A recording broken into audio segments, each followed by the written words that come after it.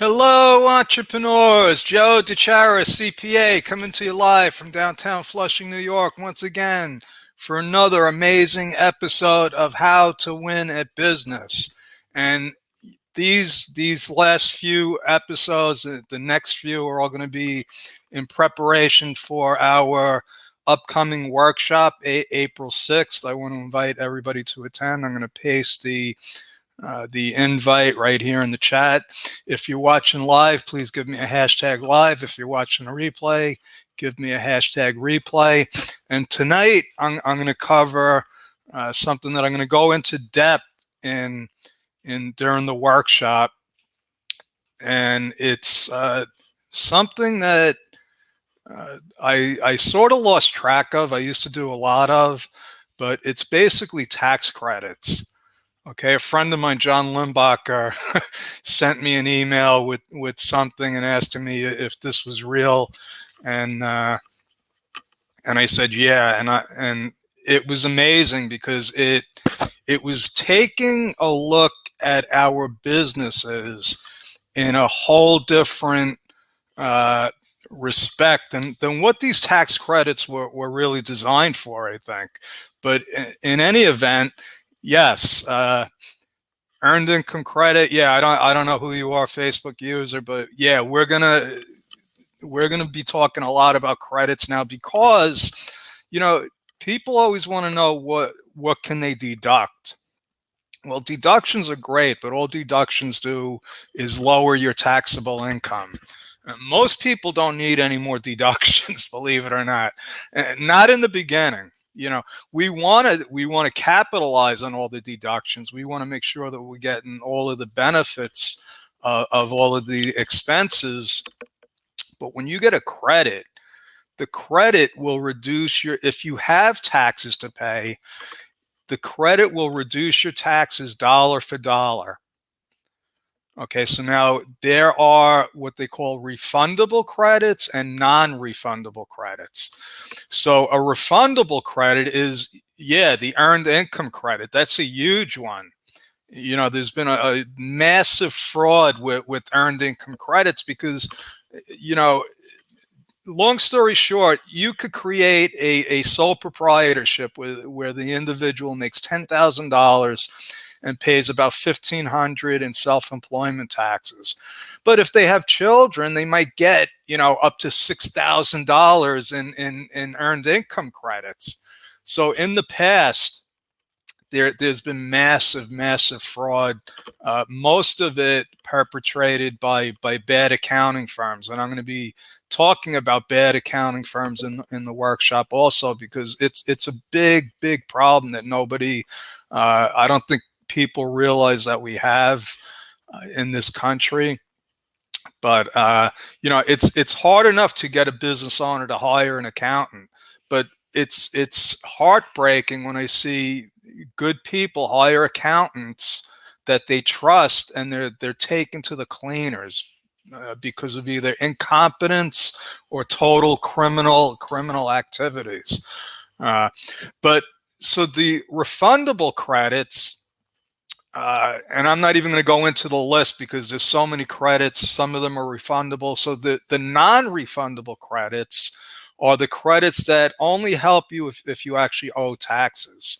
Now, the good thing about that is you can qualify for a non-refundable credit, and if you don't have the tax to get the benefit from that, you can carry it forward. So these are some of the strategies that wealthy individuals that already have money, they have accountants, they have lawyers, and they know about this stuff. That's how they do it. And I don't, that's not a bad thing. That's not a bad thing. These credits, a lot of them are actually set. They're designed to benefit small businesses, and I'll go through a couple of them with you, because they put stiff income limitations on some of these credits. So in other words, so one of the credits I'm going to go through today, Form 8826 for disabled access credit, Uh, I don't think you qualify if your business gross is more than $1 million. I don't think you qualify.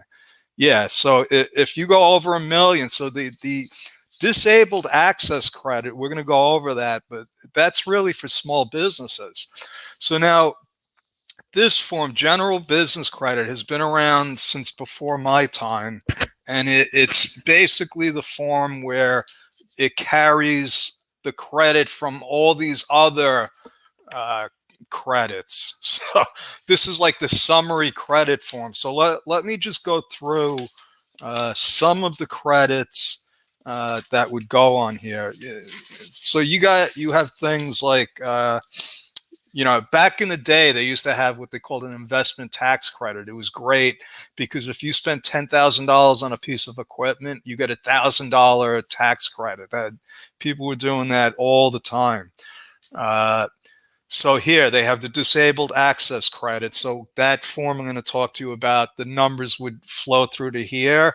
And then from here, it would flow through to either your personal return or your corporate return, depending on, what kind of credit and how you're structured. So they got the small employer pension plan startup cost. So if you set up a pension plan for your business, you actually get a credit. You get a credit for setting up the pension plan, but you got to know about this. If you have a business and you provide child care facilities for your employees, now I don't really know that many businesses that do this, but it's especially now in today's times, if you have that, you can get a credit. Energy efficient home credit, alternative motor vehicle credit. So if you buy like a Tesla, I guess, you might be able to get a credit.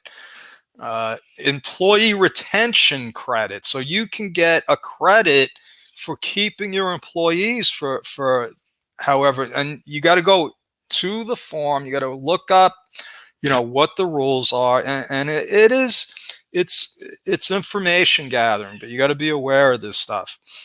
Small employer health insurance credit. So if you provide health insurance for your employees, and listen, so your employees could be friends, family, relatives. They do have, a lot of the rules prohibit, like what they call related party transaction rules, but that's another story. The first thing to do is to see what credits could you possibly qualify for, and that's going to be the crux of what the webinar is going to be.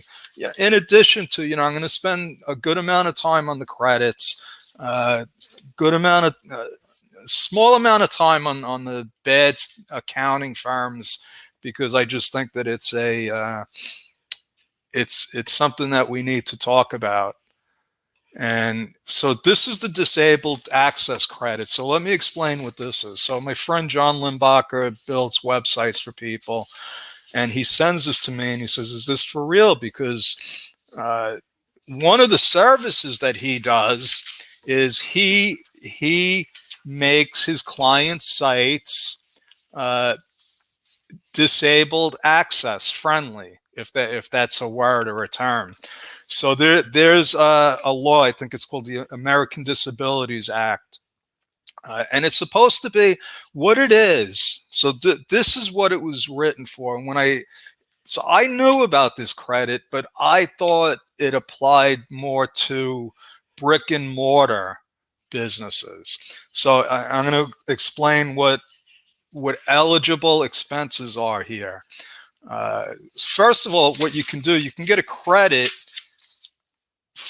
you have to have spent at least $250 up to $10,000. You get 50% of what you spent.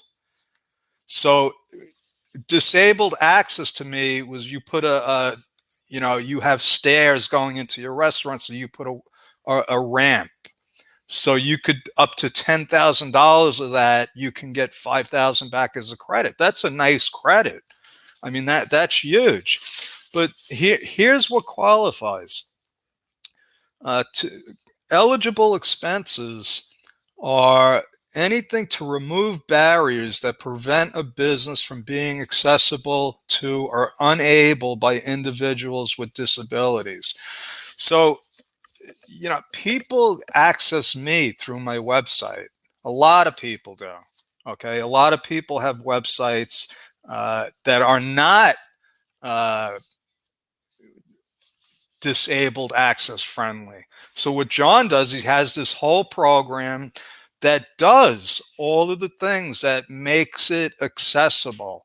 It adds a reader. I think it'll talk to you. I mean, it makes letter numbers. It's a real, and then what you get is on your site, it says, you know, American Disabilities Act certified or whatever. Uh, so he's already offering this to his customer. His clients are already paying him for this. All he needs to do is break it out as a separate invoice, and it's totally legal. It's simple. It's so simple. Look at this form. It's only a couple of lines. This is the whole form. You don't have to be a rocket scientist to know this stuff. But John thinking, I know what John thinks, but it made me look at it. I said, you know what? This isn't just for brick and mortar, and it's the same thing with this next credit. This is it used to be, I think it was called the research and development credit. Now it's increasing research activities. It's a lot more complicated form. There's a lot more stuff that you got to know about. But now the question is, so I could get credits for investing in research in my business. So what does that mean? Normally people might think, this is scientific research. This is, small business owners usually don't think about this stuff. This research must be undertaken for discovering information that is technological in nature and its application, and it must be intended for use in developing a new or improved business component of the taxpayer. Okay, and then it has a couple of things. Well, guess what? In Bedrock Business Builders, we have software that my friend Linda is building for us. She charges us for it, and I believe that I qualify for this credit, and I am taking it. So, some of these little known tidbits, folks, that can really, really add to your business. I mean, I'm not talking about information or ways to deduct. I'm talking about dollars that can go right into your pocket. If they don't go right into your pocket, they can reduce future tax liabilities. And this is what, when people complain about, the rich people, they don't pay enough to, well, yeah, they have resources to take advantage of these things. And they're only taking advantage of the laws that are on the books.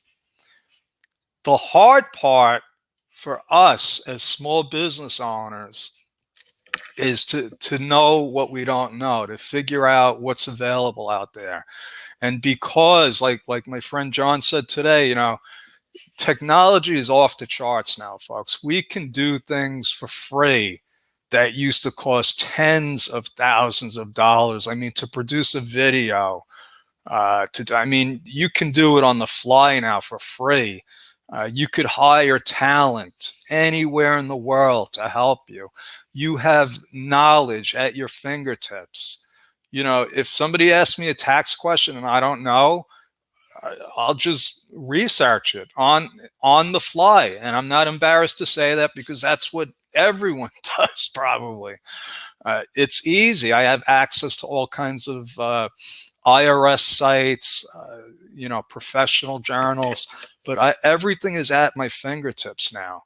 So the information that used to be hard, that used to be difficult, almost impossible for people to get their hands on, to wrap their head around. It's not like that anymore, folks. It's not like that anymore. Thanks to the internet, thanks to technology, and I think that's all I got for tonight. That's my story. I'm sticking with it. I would ask you again, sign up for the webinar. Even if you don't think you can make it, maybe things will change. It's on Tuesday, April 6th. That's coming up pretty quickly. And I hope to see you there. That's my story. I'm sticking with it. And last but not least, let me invite you to chat with me, timewithjoe.com. If any of this resonates with you, if you want more information, I'm always available to chat. And also, we have our mastermind where we have a lot of fun.